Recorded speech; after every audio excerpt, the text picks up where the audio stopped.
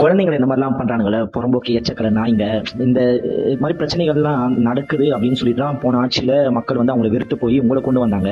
உங்க ஆட்சியில இந்த மாதிரி பிரச்சனை நடக்குதுன்னா, அப்ப இதுக்கு நீங்க கடுமையான ஒரு பனிஷ்மெண்ட்டை கொண்டு வந்தாதானே இதை பண்ணணும்னு நினைக்கிறவங்க கூட பயப்படுவான். அதை ஏன் கொண்டு வர மாட்டீங்க? ஏதாச்சும் சட்ட ரீதியா ஏதாச்சும் பிரச்சனை இருக்கா? ஹியூமன் ரைட்ஸ்ல இருந்து ஏதாச்சும் கொஸ்டின் கேட்பாங்க அப்படின்னு பயப்படுறீங்களா? சரி, அந்த மாதிரி நீங்க பயப்படுறீங்கன்னு வச்சுக்கோங்களேன். இப்போ உங்களுக்கே மக்கள் வந்து மேக்ஸிமம் ஓட்டு போட்டாங்கன்னு நினைக்கிறீங்க.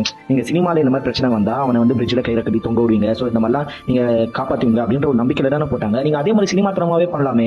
இப்ப இந்த 2 பேரை பிடிச்சி வச்சிருக்கீங்க. எவனையாச்சும் வச்சு அவனை அறுத்து கொலை பண்ணி தூக்கி போட்டு இந்த மாதிரி மர்ம நபர்களால் இவர்கள் கொலை செய்யப்பட்டார்கள் சொல்லிட்டு அவங்களை நீங்க தேடி அலையலாமே. நீங்க அவங்களை தேடி அலைஞ்சிங்கன்னு வச்சுக்கோங்களேன், மக்கள் வந்து இன்னும் அவங்களை கண்டுபிடிக்கல அப்படின்னு சொல்லி யாருமே உங்களை கேள்வி கேட்க மாட்டாங்க. உங்களை கையெடுத்து தான் கும்பிடுவாங்க.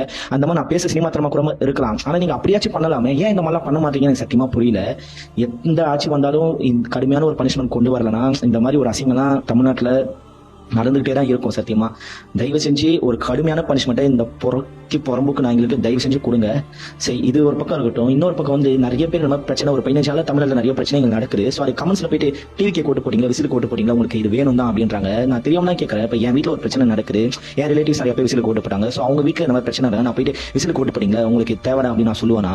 ஏன்டா தமிழ்நாடு மக்கள் இத்தனை வருஷம் வந்து எல்லாருமே ஒண்ணுக்கு நான் அண்ணன் தம்பியா தான் பழகிருந்தோம். ஆனா திடீர்னு வந்து ஒரு நடிகர் கட்சி ஆரம்பிச்சு ஆட்சி பிடிச்சோன்னே ஏன் இந்த மாதிரி ஒரு வக்கரமான வன்மமான புத்தியை வச்சு எல்லாருமே மாறிட்டோம்னு எனக்கு சத்தியமா புரியல. இதுல நாம் தமிழர் வேற போயிட்டு எல்லா கமெண்ட்லயும் போயிட்டு மாற்றம் கேட்டீங்களே, இதான் உங்க மாற்றம் கேட்டீங்களே, நல்லா அனுபவிங்க தமிழ் மக்களே திட்டுறாங்க.